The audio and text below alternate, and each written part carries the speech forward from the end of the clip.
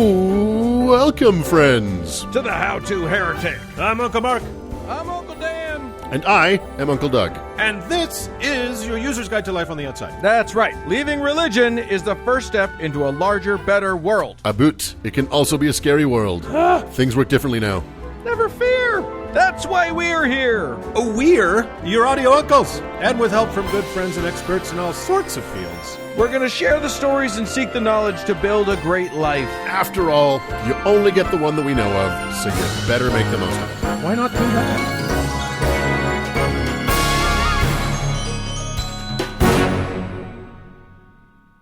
Well, guys, Hey! Hello. we are back-to-back episodes 157 times.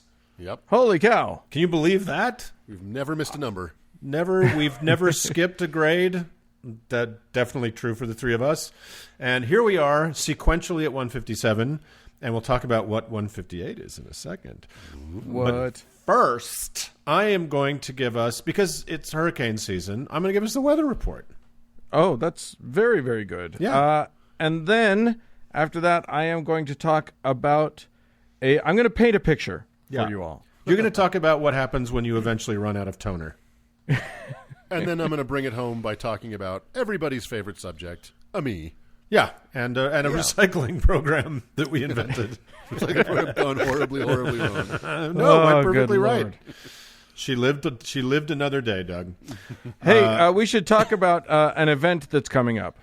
If you haven't heard, kids, if you haven't heard this around the water cooler and the playground And the campfire. and whatever, yeah, the forest fire and the evacuation shelter. Wait, we are next week. 158 is our 3-year podiversary. Yep. What? And we are doing a Zoom meetup that is also a show that will be put on the airwaves, both on the Pod Blasters and on the YouTubes. Amazing. Yeah. Wait, we have a YouTube channel also? Oh my God, we've got the channel. YouTubes, the Facebooks, the Second Life, the Cabbage Patch Kids. I don't know. The MySpace, the whatever. We got all that. So yeah, if you want to join us next week, you can be part of the show. But you can come join. Send us an email with Zoom in the subject line, and the day before, so next Saturday, we will send out the Zoom invite. The day before we do it. Yeah, we record on Sundays. We record on Sunday. So we're going to do the show just like we do the show, and you can see how the sausage is made. So what Skip you want church, come and listen to the show. Exactly. So we do it at 1 o'clock on Sundays. That's always when we do the show. And we thought, well, fuck it. Let's have people come peek behind the curtain at the great and ridiculous Oz. So we'll send you the invite. If you need to remain anonymous, that's kind of on you. So you can change your name and image on your Zoom profile. And you may be called on. There will be a game. So you may be called on. If you don't want your image or your voice or name or whatever to appear, take those precautions and maybe don't raise your hand for the game because, again, that will be broadcast. Do remember that, like, images of penises and stuff, that's not clever. That's dumb. Yeah, that's not just funny. Do a more interesting organ. What about a spleen? Yeah, show us your gallbladder. Let's have a look at your duodenum or your Golgi bodies. So anyway, that's kind of on you guys. It'll be fun. And we'll do the show just like we do the show, and you can see what a hot mess it is that Cody manages to stitch into some sort of Frankenstein for you to listen to every week. Yeah. So that'll be happening. We also, don't forget, the aforementioned YouTube. We also have our friend Joe Waldhair, who is running an unofficial, slightly unaffiliated, fully unaffiliated Facebook page. It is community for you. That's right. So, and then one last quick thing. I've been answering my God. Really? Come on. a lot of emails. If you have not received, if you wrote me and you have not gotten an email back, check your spam folder, because I think a lot of it's going there. I don't know why. Probably because I am spam. Anyway, with that, let's do a show.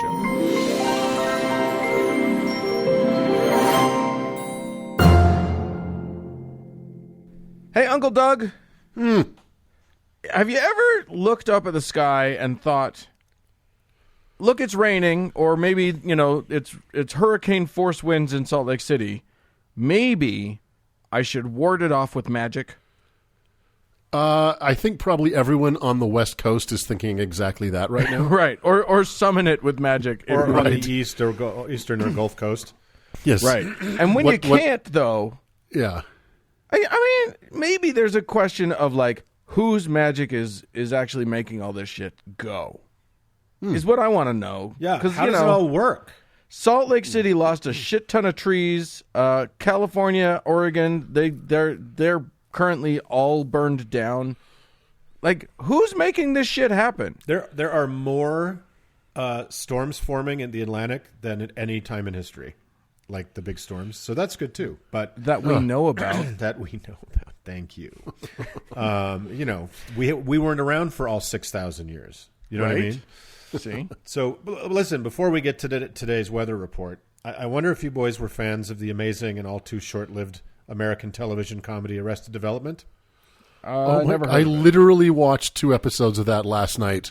Well, I was in a Scotch haze trying to not think about the Supreme Court, so I watched Arrested Development. well, do you recall the introduction of the matriarch of the preposterously dysfunctional Bluth clan, Lucille, in episode 1? Where she marched down the stairs on a party boat and stomped up to her son Michael and declared, "Michael, look what they've done to me. Look what the homosexuals have done to me." And he responded, "Can't you just comb that out and reset it?" A brilliant line made funnier by the fact that she wasn't actually whining about her coiffure, but rather that a boatload of gay protesters were disrupting her husband's aquatic retirement party. Pure genius. When I watched that episode, I'm like, I'm in. Whatever this show is, I'm in. But when it comes to we homosexuals and looking at what we've done, America has its... For a second, I thought you were saying we homosexual, like WEE. I was imagining very small little gays, but okay. Tiny little homosexuals. You mean inclusive homosexuals, meaning including you. I didn't mean twinks specifically. I meant we, the collective, the imperial, the imperial homosexuals. And looking at what we've done, America has its own dysfunctional, overly entitled, and very ethically challenged old matriarch with a regrettable hairdo who is furious at the queers. And his name is Pat Robertson. Yes, a character too ridiculous even for the writers of Arrested Development to attempt to have Gene Parmesan credibly imitate. And it's funny that I'm doing this segment, Dan, because you are kind of the resident Pat Robertson expert. But yeah, well, on Thank God I'm Atheist, I have played innumerable clips of that man saying the most ridiculous shit known to mankind. Yeah, so I'm going to plow your field for a little while on this one. You should be grateful for him. You know what I mean? I am. It makes your life a lot easier. Oh, yeah. We're going to be very grateful for him at the end of this segment. So, I love that guy. He is fucking nuts, and I love every minute of it. Oh, he's crazy as a shithouse rat. So what does all this have to do with the price of white rice? You're no doubt asking, Uncle Mark. Well, everything, you see. For those not familiar with Robertson, pardon me, he's an immortal white trash hobgoblin from the Phantom Zone who came to fame during the heady days of ridiculous blow-dried televangelism in the 1980s, where weeping men in robin's egg blue suits and women twacked out on Ativan and wearing as many as 16 wigs at once proclaimed Jesus to be king from tackily decorated Louis Kablooey-style gold-plated TV studios over weak UHF broadcast channels, and yet somehow raked in hundreds of millions of dollars almost overnight from credulous Christians because there was literally nothing else on TV. Robertson was just one sweaty witnessing face among this sea of utterly criminal evangelicals.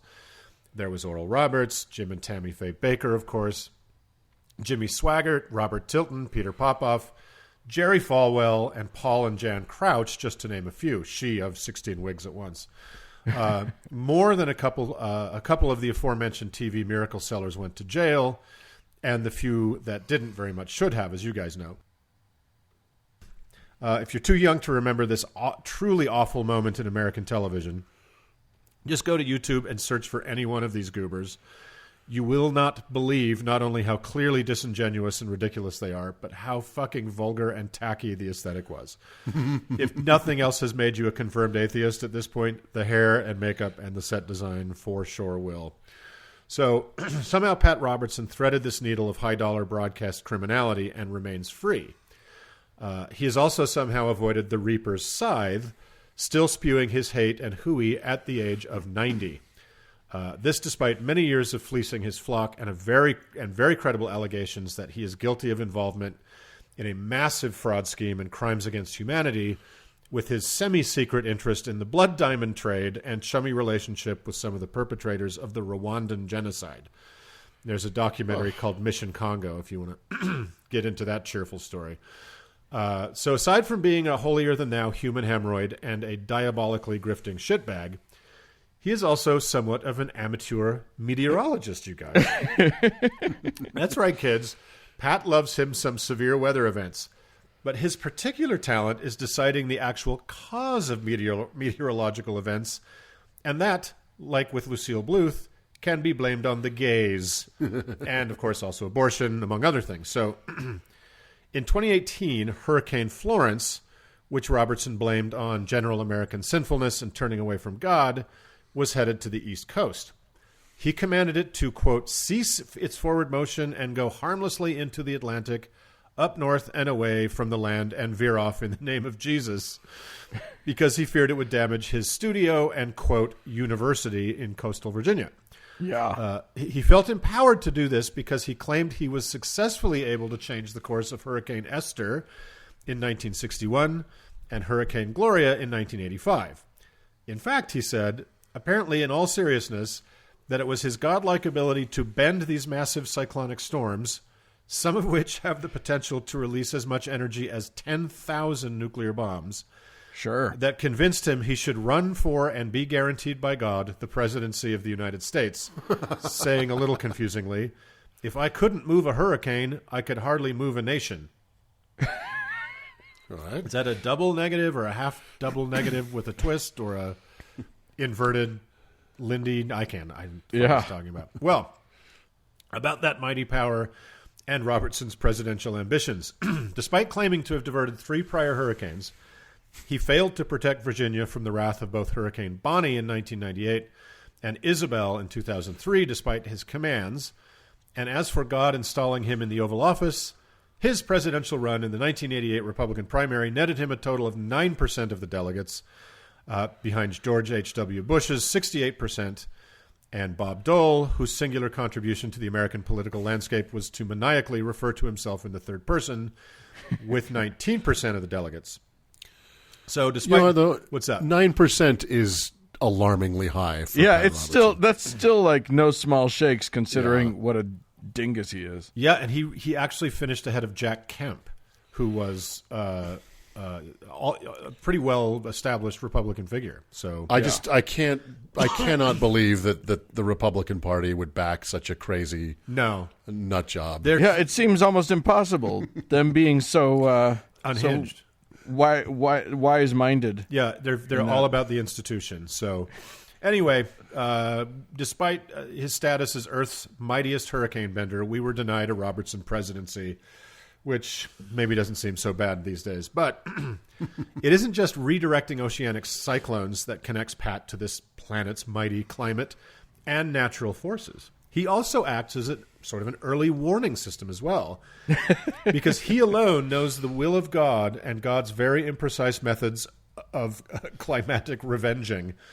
In 1998, he warned that if Disney World kept hosting Gay Days, an annual event allowing people to be publicly gay while riding a roller coaster, that God would send hurricanes and a hellfire of lightning bolts to destroy Florida. Well, I don't know about the lightning bolts, but the good Lord does seem to delight in trying to hurricane Florida off the map. I was going to say, how could you tell if he destroyed Florida? Also, sorry, Florida. You don't really get points for predicting like bad things happening in Florida. No, you get exactly 0 points. That's the center square on the bingo card. You get nothing. That's the state motto. Bad things happen in Florida.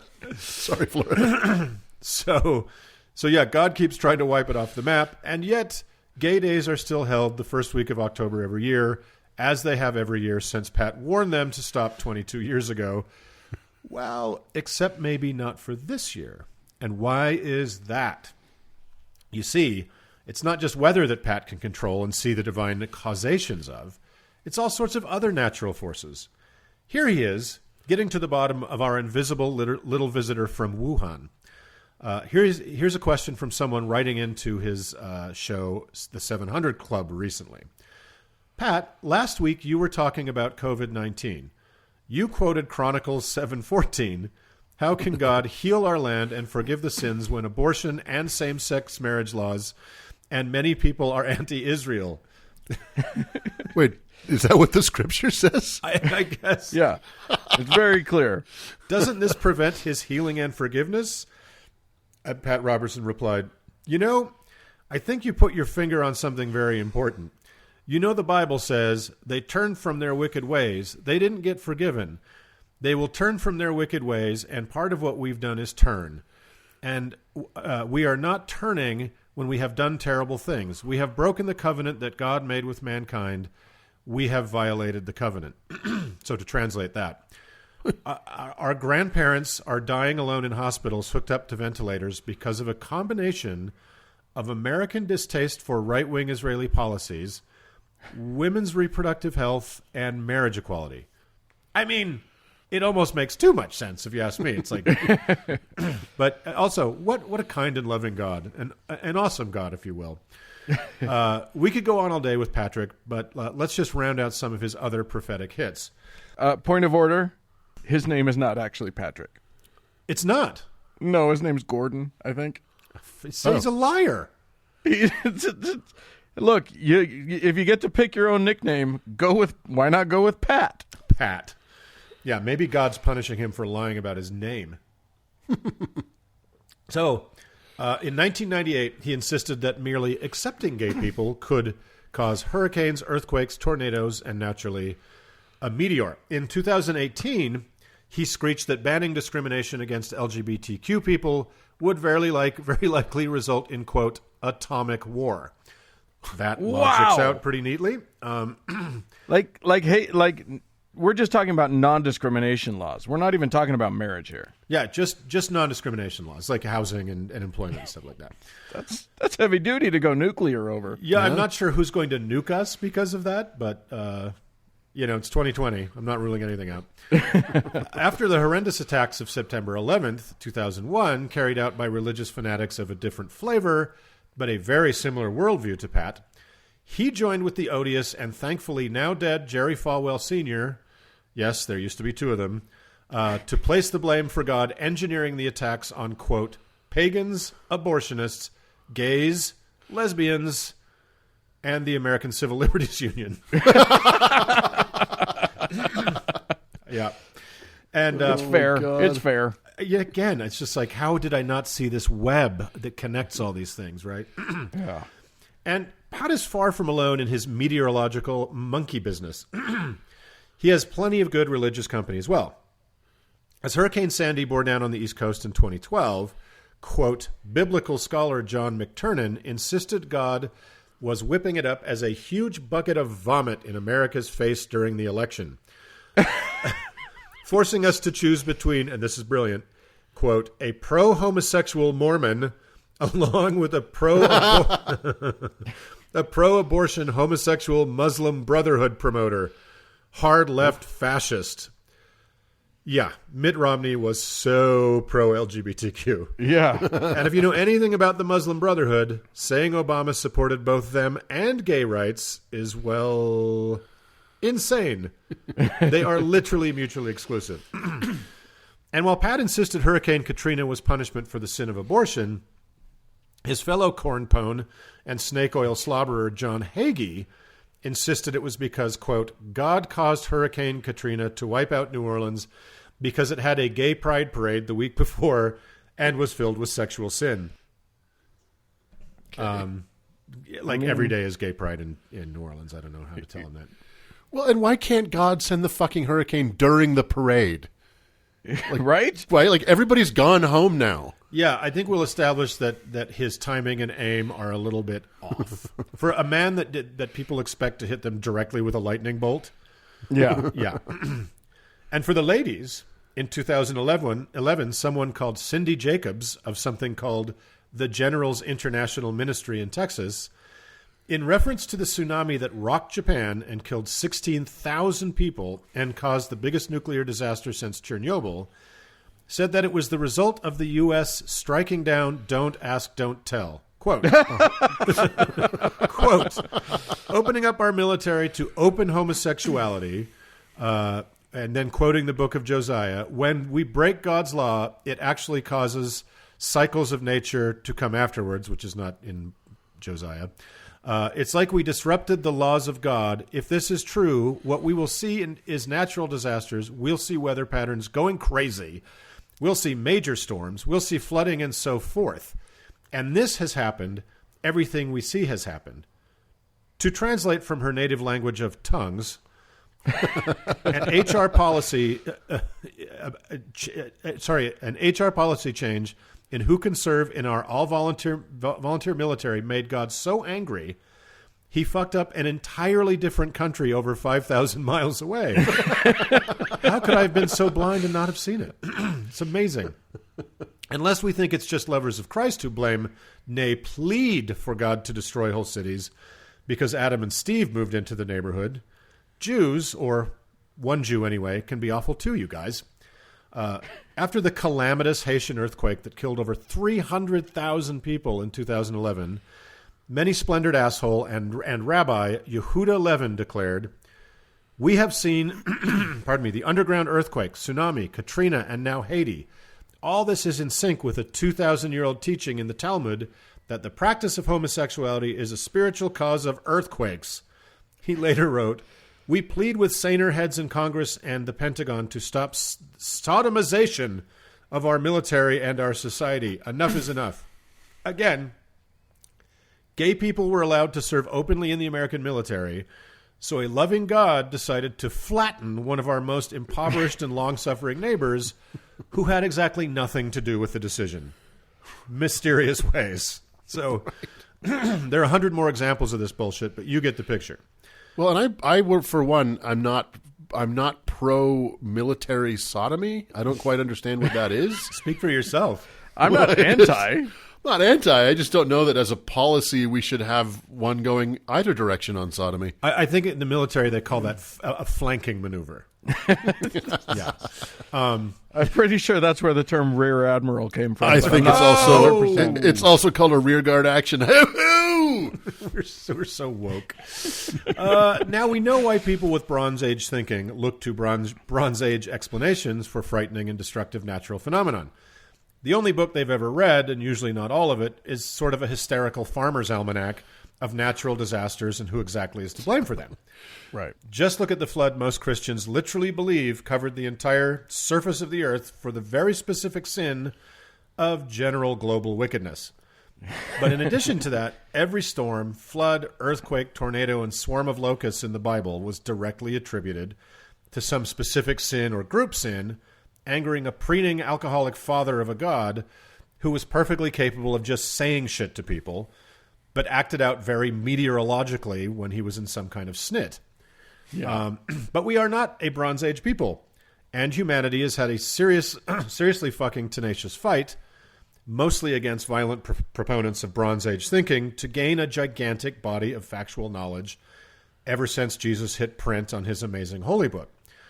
And we know factually that hurricanes are intense low-pressure systems that form over the ocean in late summer and early fall and get blown towards us via warm westerly trade winds. The magical worldview of the Bible conditions one to develop teleological thinking. Basically, the old everything happens for a reason thing, right? Right. And that reason usually being a moody old queen called God. Arguing that hurricanes are a result of pride weekends at Disney World or personnel policies of the U.S. military sure is fun, but there really isn't any peer-reviewed science to back it up. Well, there is kind of one thing. In 2016, Skeptic magazine published an actual scientific study conducted by Robert Warren and a guy named MJ with the most unpronounceable name ever, Olenjinjak, and they compiled hurricane data from between 1960 and 2012 for 18 U.S. states that frequently are the targets of God's windy wrath.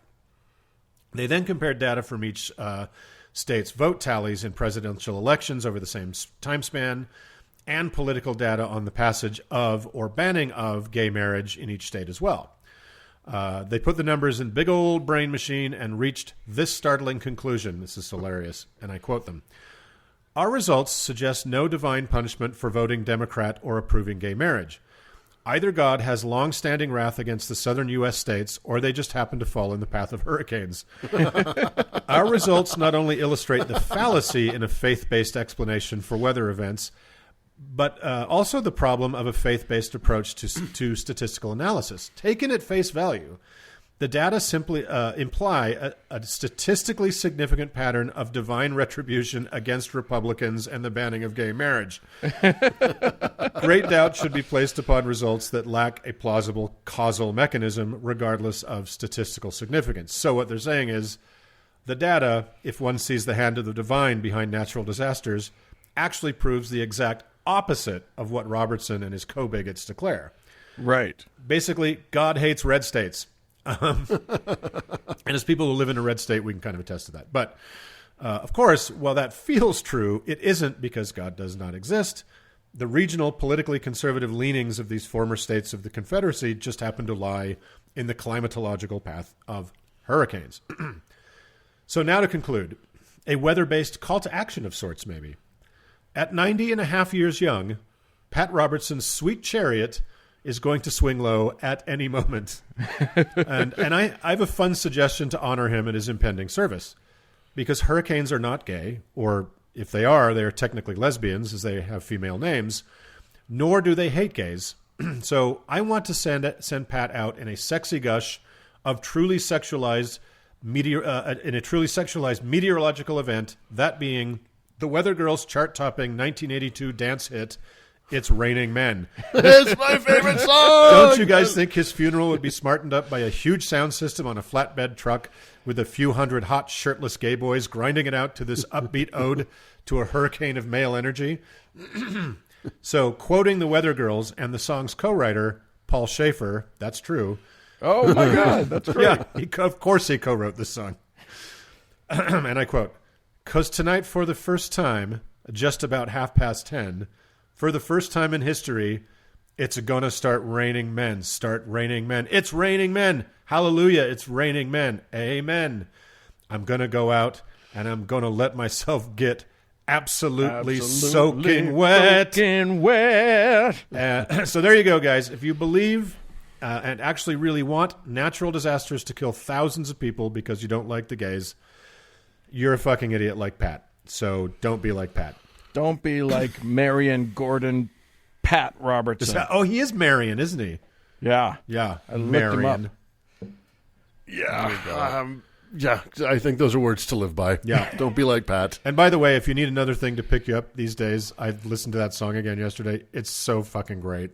Oh, it's one of the great songs. You know what? We should buy the rights to it and just play it all the time on our show. Yeah, totally. It's so much fun. I really, really love it. So if you want to, you can go to our website. You can go to howtoheretic.com and click on the Support Us tab and go and do a one-time donation on PayPal. And in the notes, just put, this is to buy the rights for It's Raining Men. How much would it cost? How much would that kind of thing cost?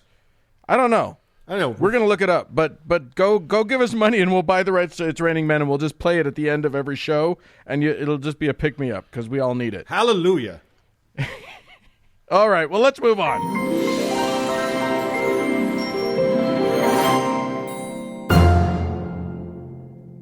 Uncle Mark. Oh, hi.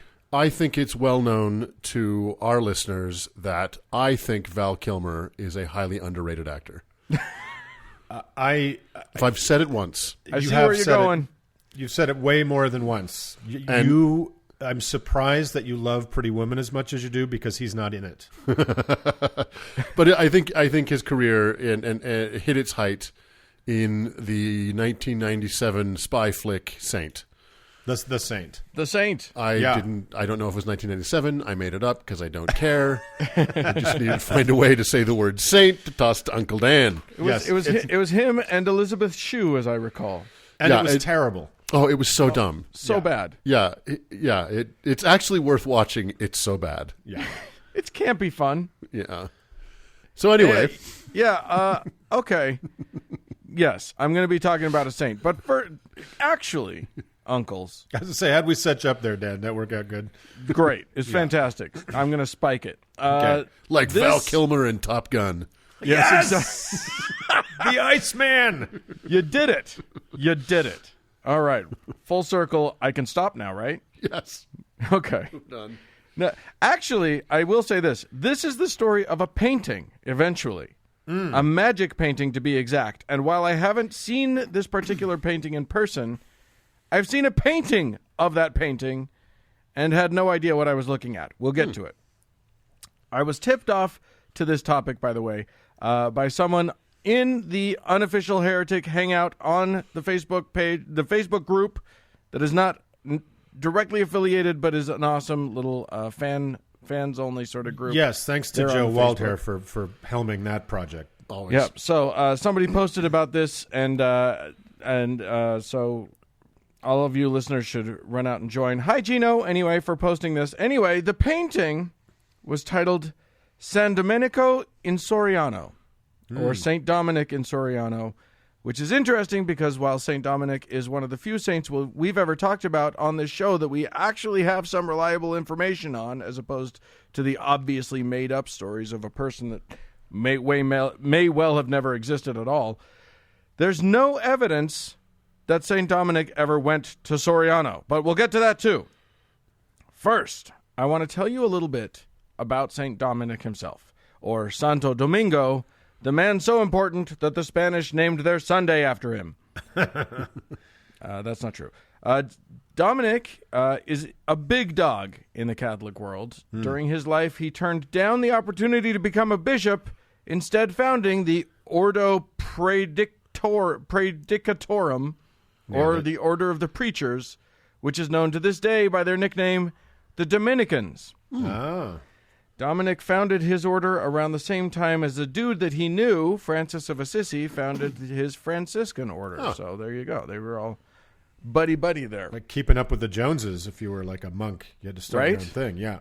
Okay, so Dominic lived in the late 12th and early 13th centuries. Born in Spain in 1170, there's a famous and obviously false story of his blessed mother. In this case, she was actually beatified by the Pope later. Having a vision. She had a vision of a dog leaping from her womb with a torch in his mouth, setting the world on fire. That is called a nightmare. Yeah. That is not a vision. That is classically called a nightmare or a serious gynecological condition. Correct. That you need treatment for. The story actually probably came from a pun people used to make about the Latin nickname for the Dominican order, Dominicanus, which sounds a little bit like Dominicanis, which means God's dogs. Isn't that great? So clever. Latin humor of that period really is They just not they good. knew what they were doing with the wordplay. Yeah. I will say that. It grows on you. It grows on you. Yeah, you'll like it later. Don't worry.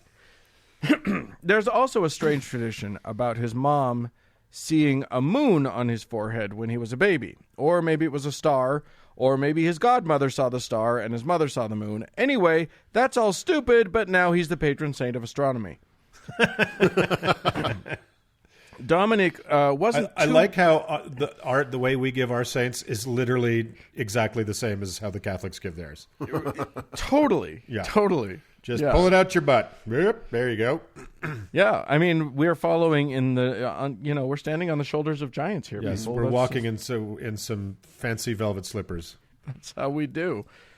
So Dominic, as a young monk, wasn't too big of a deal until his 30s, when he accompanied the Bishop of Osman from Spain to Denmark to go get a princess for Prince Ferdinand to marry. They were successful in that they made the deal to secure the princess. You know, princesses are expensive, but it's a block of cheese. But it's not out of reach. You can get one. But unfortunately, they were unsuccessful in that the princess died before they left to go back to Spain. Did they get their money back? I think they probably did. That's good. You got to keep the receipt. Always do. The original version of the parrot sketch. Right, exactly. Hello, Polly! Good news, we have your princess. What's the bad news? Well, This princess has ceased to be. Anyway, as big a bummer as that was, this left Dominic and his bishop buddy with some time to travel. So they ended up at one point in southern France, where there was some funny business brewing. A group called the Albigenses, or Albigensians, or sometimes the Cathars, had been stirring up trouble for the church. They were ascetics and were gaining a lot of popularity by preaching about how decadent the church was getting. All the bishops and priests and monks had started getting into that lavish lifestyle. You know, they wore their designer robes and tall, sexy hats and lived in great mansions decked out in gold. They were straight pimping, is what was happening. Yeah. And the Albigenses, on the other hand, lived lives of pretty extreme self-denial and insisted that the Bible backed their way of life more than the Osteen-esque way of the bishops. They were right. They were correct. Yes. I may have to do a segment on those guys at some point because they're fascinating characters. Anyway, Dominic preached against these heretics and had debates with them, but had very little luck bringing people back into the fold. He realized that part of the reason for that might be that, they were kind of right. So the church, being rich as fuck, it was kind of a bad look. That's when Dominic had a brilliant idea. Why don't we get us some of that reform? So, like so many behemoth companies who see a trend happening in the inner cities and try to convince everybody that they were totally like that too, Dominic decided to try the ascetic thing himself. He took a vow of poverty and learned to rap battle. Well, at least to preach better anyway. Now, was this method effective against the heretics? Was he able to win over the Albigenses and win them back to the church?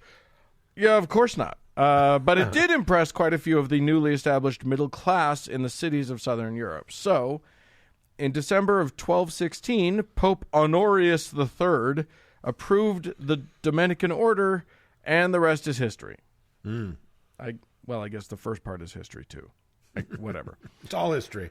It's all history. Anyway, that's the broad strokes of St. Dominic. He didn't do any great miracles or make any super magic things happen when he was alive. He wasn't that kind of a saint. Again, he was real, so... Yeah.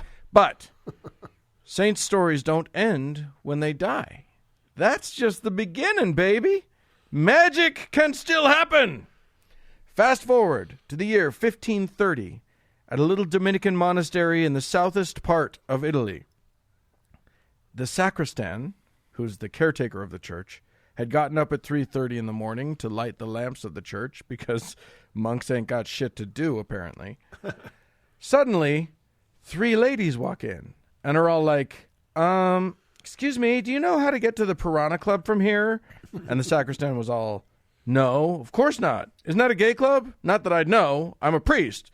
Why, is it underwear night? I'm asking for a friend. And then one of the women was all, wait, is this like a church? What church is this? And the priest said, this is the Church of St. Dominic. And one of the women was like, why is it so yuck in here? You guys are seriously, you need to hire a decorator. And the sacristan was like, well, that's not really our thing. And one of the women was like, wait, did you say St. Dominic? Oh my God, you guys, this is so weird. I totally have a painting of him in my purse for no reason. Do you guys want it? It's like way better than the skanky one you have hanging up there. You should put it right there behind the altar so everyone can see it and won't have to look at this rest of this garbage church. And boom! I love that it's a Neapolitan Karen that you're describing. Yeah. Suddenly, she bestowed on them a beautiful portrait of St. Dominic, and the 3 women stumbled out into the night, never to be heard from again. Well, until they appeared to the next people. It turns out those 3 women were Mary, the mother of Jesus, Mary Magdalene, and St. Catherine the Virgin. So, that was neat, I guess, but the best was yet to come, because that painting was magic! Like, super crazy magic. Like, eat your heart out, Chris Angel magic. Easy. Whoa. He's a patron. Like the painting. I know he loves the show, but when I tell you what's going on, even he will have to agree. Is it like Chris, the painting in in Ghostbusters 2? Is that kind of the magic we're talking yeah, about? it's Vigo the Carpathian. Vigo, yes. We are like the buzzing of flies to him. Anyway, so here's the thing. One of the great tricks that it could do is that apparently if you ever hung that painting anywhere other than where Mary told them to hang it, the ghost of Bobby Burke would show up in the middle of the night and put it right back where it was supposed to be. All told, though, now here's the thing. I looked and looked for a list of the miracles that this painting enacted and could not find it. But I found plenty of sources saying that in less than 80 years, this painting had racked up over 1,600 miracles. Wow. And those weren't just like stories of miracles told by randos. These were individually verified miracles adjudicated by priests. So That's one hard-working painting. Yeah. So the That's painting, a high-volume miracle painting. yeah, exactly. And so this painting was so impressive that in 1644, Pope Innocent XII gave the painting its own feast day. Like on the liturgical calendar with all the most important saints' days, a painting of a saint was given saint status itself. What's the feast day? It was okay. I know that St. Dominic's feast day was in August. The thing is, it's been supplanted. They in the early 1900s, they switched it out and gave that feast day to a saint who had a movable feast, which is Bummer, because what I was like, I really wanted to do my magical painting cuisine. right. Yeah. Yes, exactly. Where you eat nothing but burnt ochre and lapis That's lazuli. it. And gesso. Anyway, you'd think that a painting with that much power would be protected forever. But alas, in 1659, the Calabrian region was hit by an earthquake, and the Soriano Friary was badly damaged. Never fear!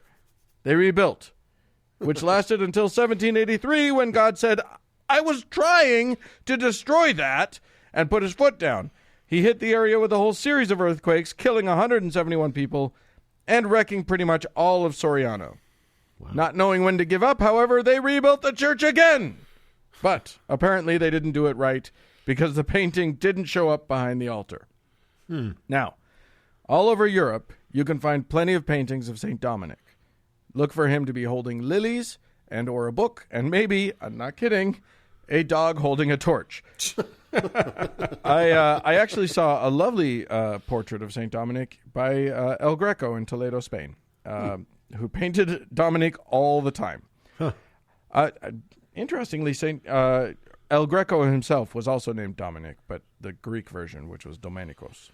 Anyway, that's a coincidence too explosive to ignore. Well, I can't even get into it. I don't have the time to explore all of that. But you can also, all over Europe, find quite a few paintings of the painting of St. Dominic, which I think is way weirder and far more interesting. Yeah, it's kind of miracles by the transitive property, like how. Yeah. Yeah. Well, I mean, the painting did a lot more heavy lifting, miracle-wise, than Dominic ever did. Can the paintings of the painting of St. Dominic perform minor miracles? What I'm asking is can they, like, change the thermostat? Yeah, or you reach into your pocket and your pencil is magically sharpened. Or if I'm a tourist and I take a picture of the painting, of St. Dominic, will it help me find my car keys? I mean, I think it will. Right. I can't see how it could be avoided. How many generations removed from the original painting before it's ineffective to treat sciatica? That there was I think a eventually Catholic... it gains power, doesn't it? If you do a painting of the painting of the painting, you could probably walk on water at that point. You can rest assured, tear a hole in time space. You can rest assured that there was a Catholic meeting of priests to discuss this very issue. Yeah. Yeah. This is what the Pope thinks about when he's laying in bed. Let me see. I don't know if that's what he thinks about, but fine. Yeah.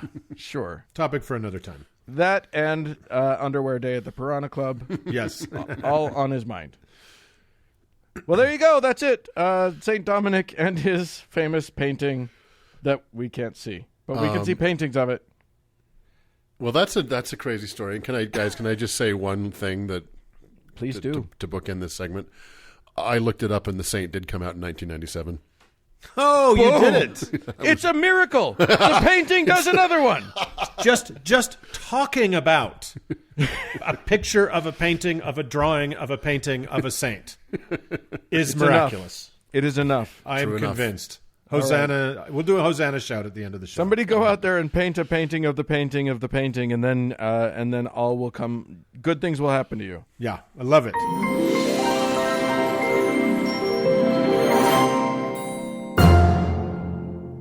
Gentlemen, Yo. uncles both, listen, I have the honor and privilege of telling you that people have given us money. People continue to give us money.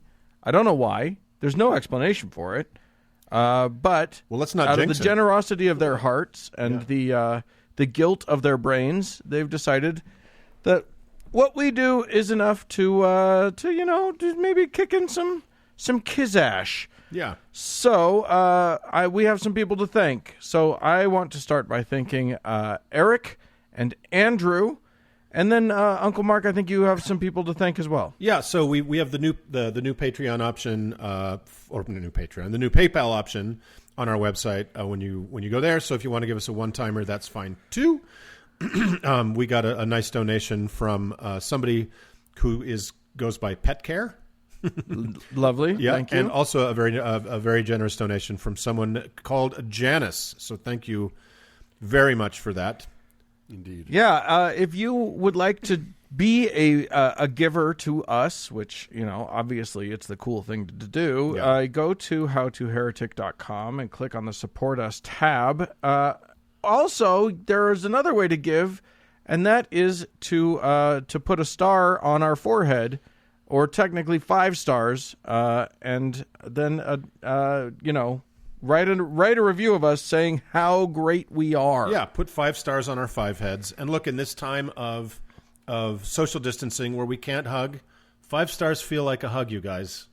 Yeah. Yeah. Yes, indeed. So give us a 5-star hug. Let's make it happen. Dreams really do come true. Let's move on.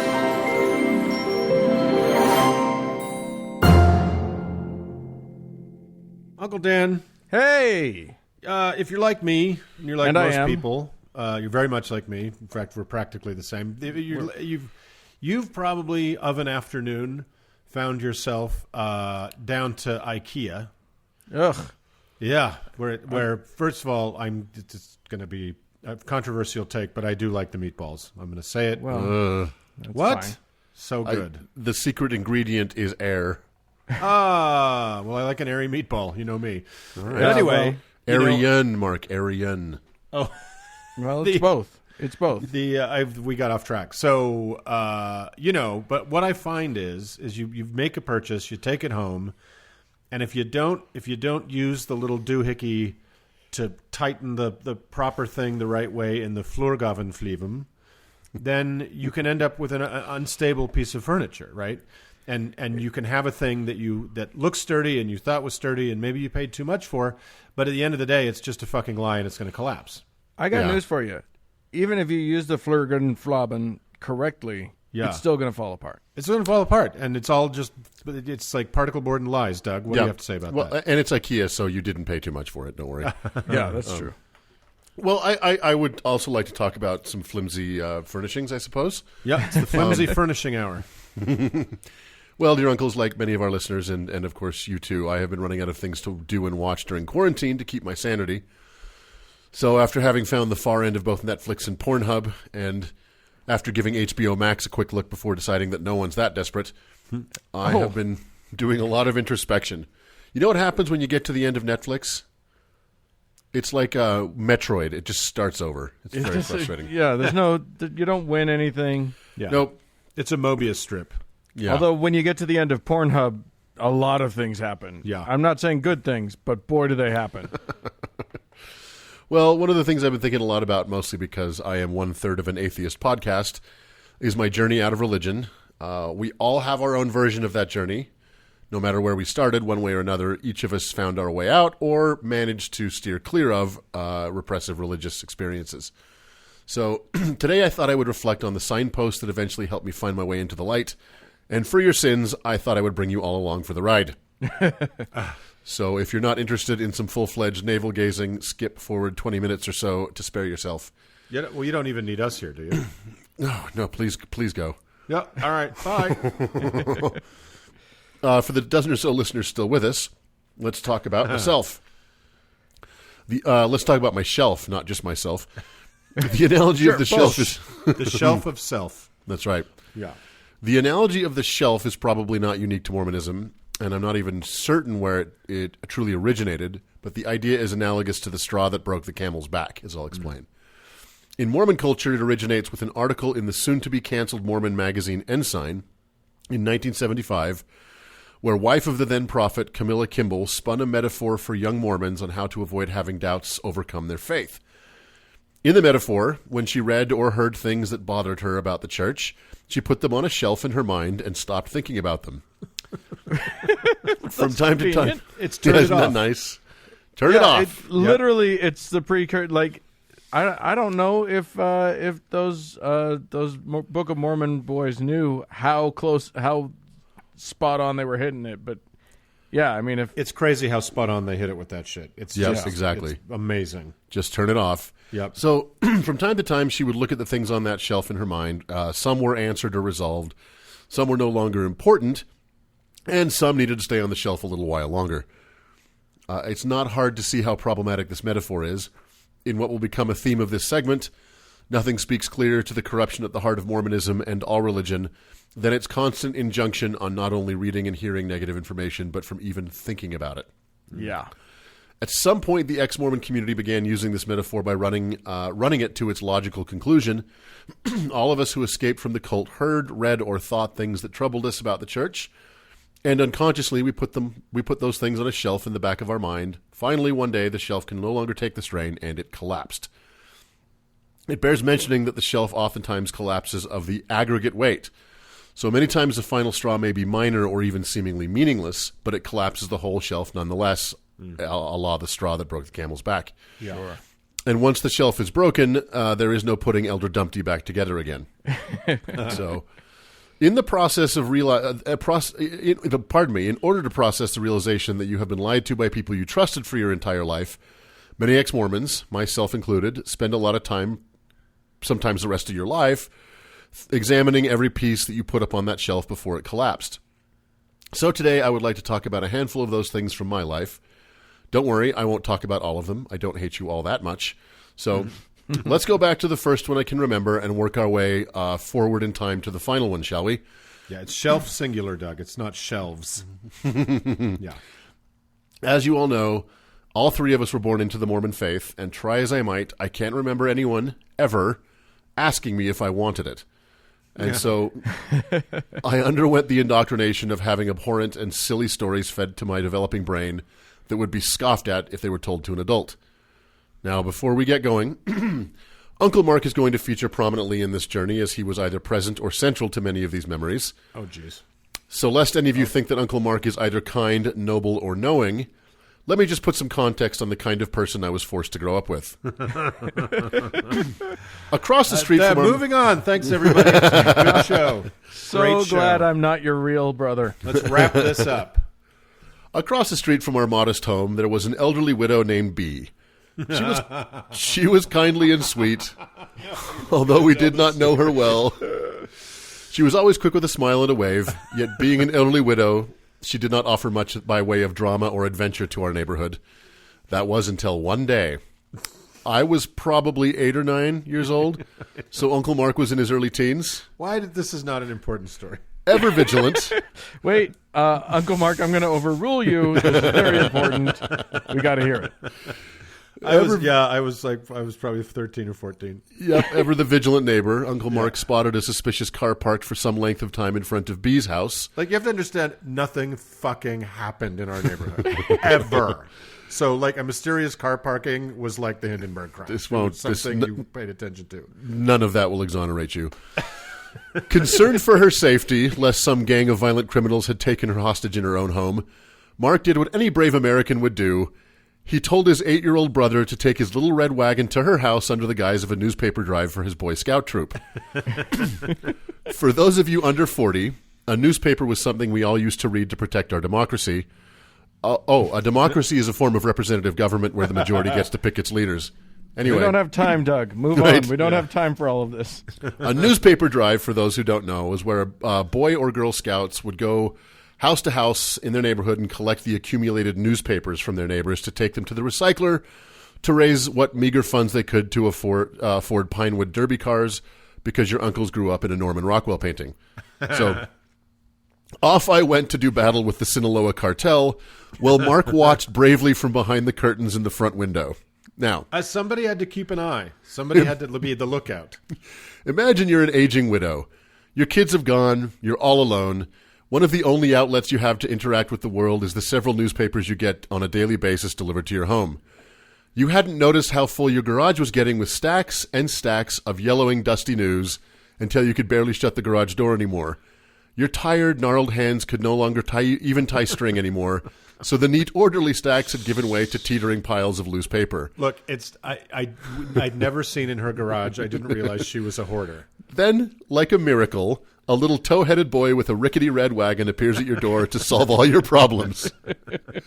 The shocked look on his face when you opened the door to the vault at the end of Raiders of the Lost Ark was priceless. Surely it was the look of regatta boats and a nice new khaki cravat for his uniform, and not the look of catastrophic backfire.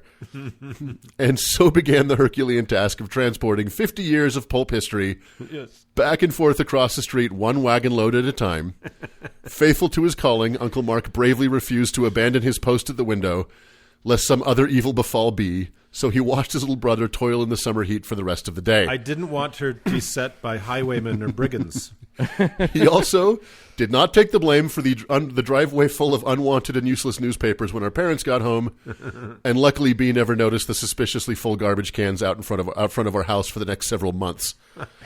So that's who our Uncle Mark is. Just bear that in mind. Well, I was trying to overload your shelf. Back to the actual story. The first time I ever felt that there was something wrong with the church that I was forced to attend every Sunday was during a fast and testimony meeting. We've said often on this show that fast and testimony meeting is like an open mic night in a comedy club for divorced men. Yeah. It's sad and it is lengthy. Anyone who wants, there will be weeping. That's right. And you don't get to eat beforehand. So yes. You're hungry and you're confused and mad. You're ignorant and ornery. The world's worst comedy club. There's no drinking, no nachos. And no comedy. No comedy. Anyone who wanted to could get up and talk about pretty much whatever they want.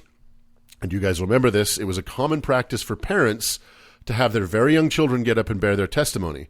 Mm-hmm. These parents would stand behind the children and whisper in their ear, and the children would repeat, I know that Joseph Smith was a prophet of God, and I know the Book of Mormon is true. If it sounds creepy, it was. Yeah, I believe I was a deacon at the time, so I was around 12 years old, and I watched this display one Sunday with a sense of deep unease, and I remember one word that popped into my head, Nazi. Now, I'm not trying to compare anyone with Nazis. It's just what popped into my head. I think that like all young boys, I was going through my World War II phase. Yeah. And the only context I had for that kind of nefarious manipulation was the Nazis I saw in countless documentaries. So I am sure those parents loved their children and thought they were doing the righteous thing there, but it really bothered me. Not knowing what to do with that emotion, I put it on the shelf. Growing up at about 14, for reasons that would become clear, Uncle Mark had just about enough of the Mormon Church. So against tremendous and often violent pressure, Mark stopped going. Yeah. As I hit my early teens, having a brother under the same roof who was not a part of the cult was equal parts tragedy and opportunity. I was convinced that Uncle Mark was one story, one scripture, one earnest testimony from returning to the fold, and so I never missed an opportunity to read him scriptures, try out apologetics, and tell him how special the church was. It was a great time. I loved it. Looking back, I sometimes marvel at the patience it took to put up with me, but then I remember the newspapers, and I wish I had been even more annoying. One day in church... We saved that woman's life. Mysterious car. One day in church, we read the story of Ammon in the Book of Alma, the longest and by definition worst book in the Book of Mormon. The story is too stupid to spend much time on here, so here's the Reader's Digest version. Ammon, a white guy, and therefore righteous, went on a mission to the land of the darkies, who were therefore evil. He took a job tending the flocks of one of the kings of the land, and while doing so was set upon by a whole band of dark-skinned devils. Ammon not only fought off the Lamanite horde, but cut off so many of their arms they filled several bags, which were shown to the king, who in gratitude allowed Ammon to preach his gospel to them. Great story. Yeah. Mark and I and kind of all our friend circles, we were at the time reading the Dune books and playing D&D, so I was convinced that this hardcore action story would be just the thing. So I read it to Mark in my best baritone. To my surprise and disappointment, it had, let's say, a less than enthusiastic reaction. So, Oh, Mark. Come on, man.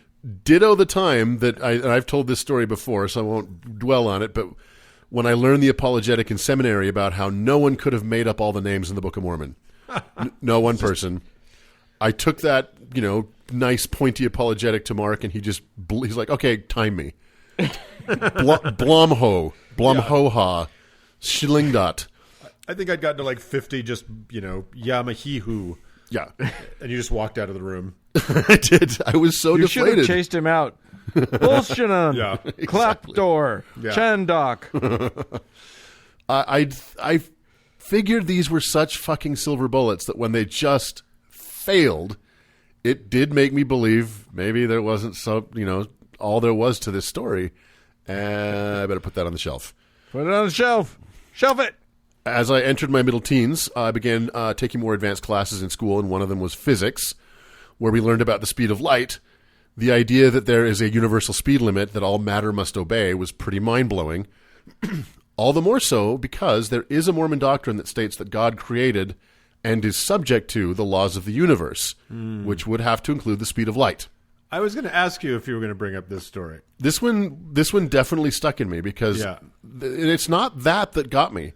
It's the next thing that happened. Yeah. This sent my adolescent brain a-spinnin'. If God lives on or near a star Kolob, and the nearest star to us is Proxima Centauri, which is 4 light years away, any revelation or visitation by God would require him to send that revelation or his visiting angel at least 4 years in advance.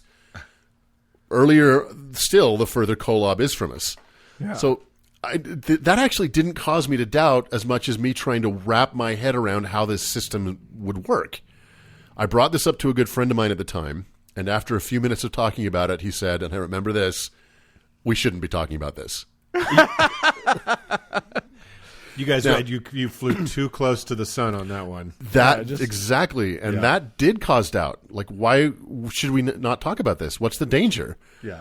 The answer, obvious to us now, but I still believed at the time, so I couldn't see it. So, plunk on the shelf. Yeah. I managed to keep my shelf intact long enough to end up on a Mormon mission in Honduras. I've described enough of my sufferings in previous episodes, and Uncle Mark was kind enough to remind us all of my, let's say, less than woke worldview in a letter from me he read in the patrons only section. Hashtag it's never too late to become a patron.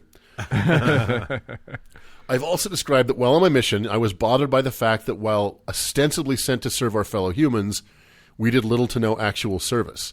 I could not understand why the church would not avail itself of the tens of thousands of able-bodied young men and women to effect actual change in the world. Surely such service would do more than anything else to attract people to our message. Nope. Nobody up the chain was concerned, what you did to help a family or a community. It was, how many first discussions did you give? How many challenges did you give? How many books of Mormon did you leave behind a dumpster? That's all they cared about, and it bothered me.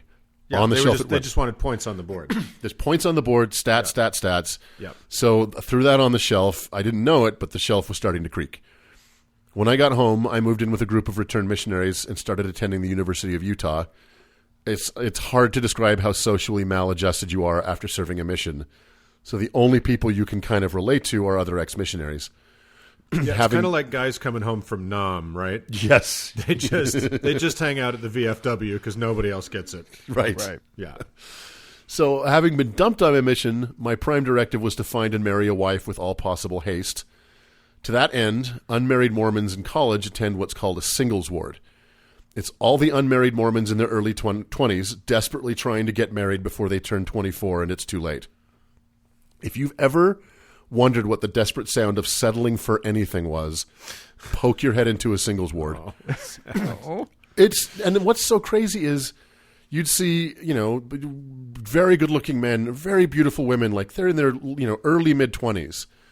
They will marry anybody. They have got to get married. You know what I mean? Like, it's pretty sad. So I hated it, but I still went. So it was around this time that I began reading The Brave New World by Aldous Huxley. Talk about the strangest thing to finally collapse your shelf. I can't even remember if it was for a class or I was just reading it. I was going to say, who let you read that book in that condition? Well, I think I just was reading old science fiction. I can't even remember if it was for a class. Huh. But like I mentioned, you never know what's going to do it.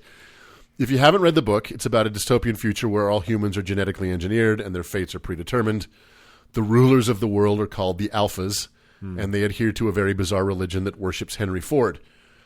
One of the rituals of this religion is to work Alphas up into a frenzy with song and chant, calling upon Henry Ford to appear, culminating in an ecstatic orgy. I forgot about the Henry Ford angle. Yeah, remember that? I don't know why I forgot that, yeah.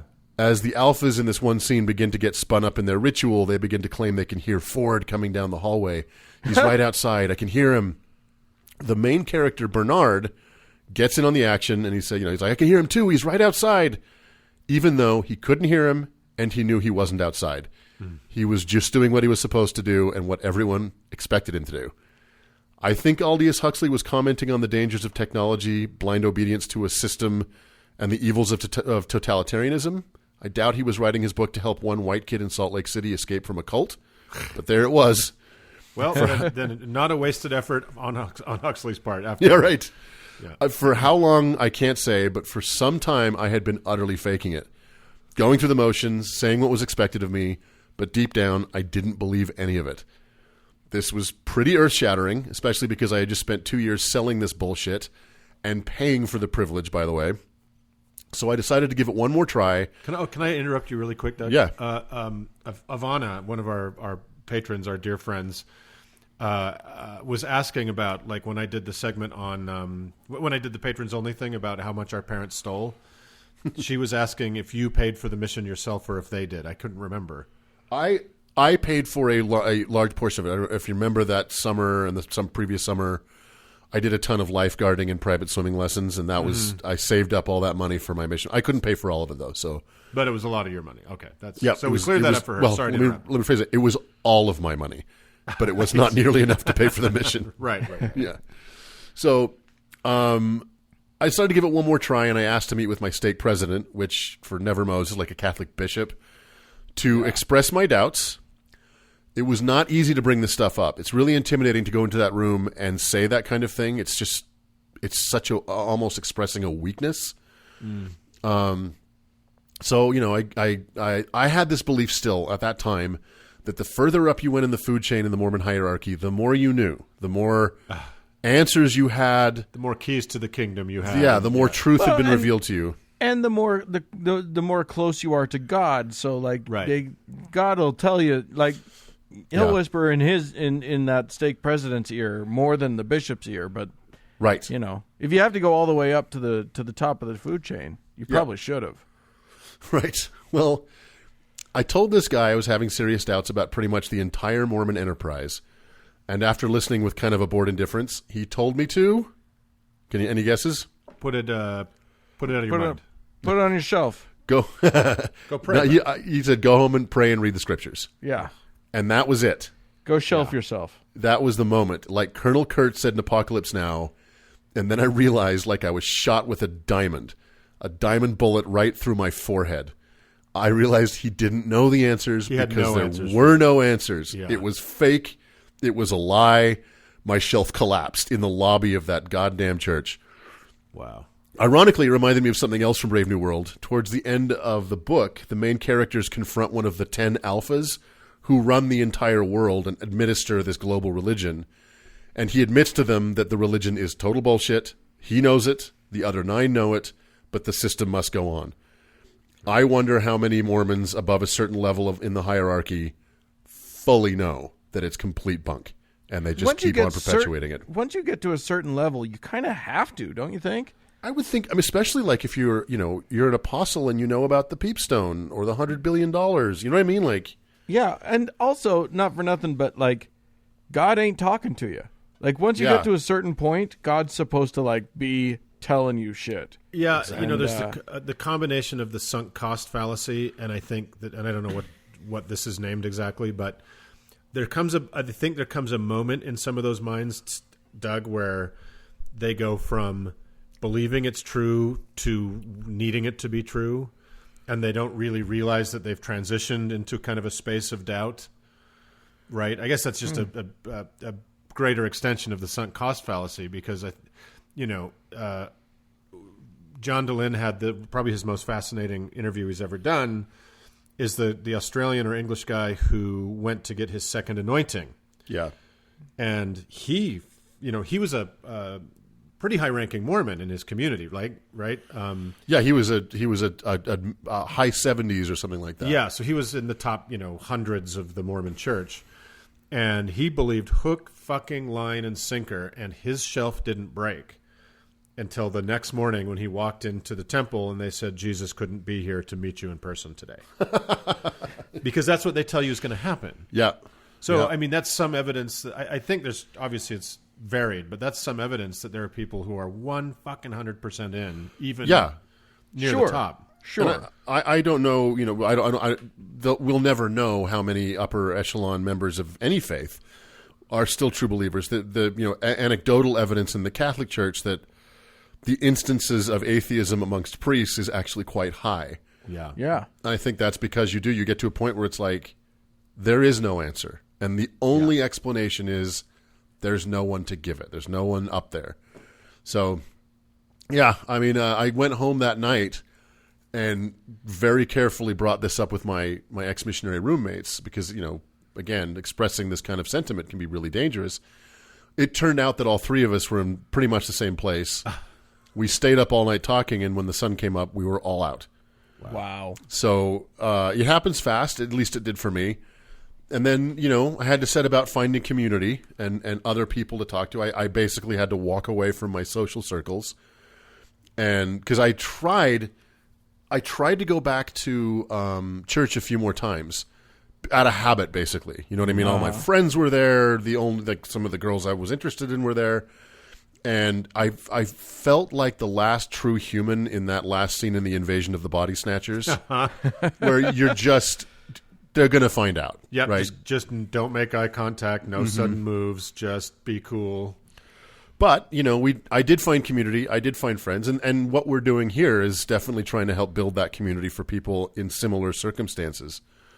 And then, to kind of round this out, I guess the point of all this is every religious person we know, and any of us know who is still fully invested in a religion has a shelf. Yeah. They all do. And many of them can make it through life without that shelf collapsing. But many of them can't. And you never really know if it's going to be just a little feather that finally is just too much for the shelf to take. And so if you can plant a seed, if you can give a doubt, if you can respond to an apologetic, it may not happen now, but boy, it's going to help. Yeah, interesting. And like you were saying, Doug, you were still going through the motions for a while without fully realizing your shelf had collapsed. Yeah. So you may be, and it may be people in those circumstances that are really argumentative because they're just realizing that they're in free fall at this point, right? So they, you just never know where somebody's journey is, but that's pretty interesting. So I just like the image of this podcast being a party that's dancing on the remains of broken shelves everywhere. Let's have a shelf party. Yeah. Yeah. Yeah. And I think it's definitely what this proves is that if you teach your younger siblings the value of work by having them get 400 tons of newspaper from the weird lady's place across the street, then eventually you'll have a podcast. Look, all I'm doing by telling that story, Mark, is baring my teeth. You think there's not more? You think the well isn't deep? There's plenty more. Like the time that you were dancing in the living room when we were like 6 years old and our dad walked by and he just looked in the living room and you stopped and said, sorry. And he walked away. Oh. And he walked away and you looked at me and you said, I don't want him to think I'm gay. Oh, shit. Well, I was not wrong. No, your instincts were correct. So, all right. Well, everybody, go put some pressure on everybody's shelves. Yeah. All right. Let's move on.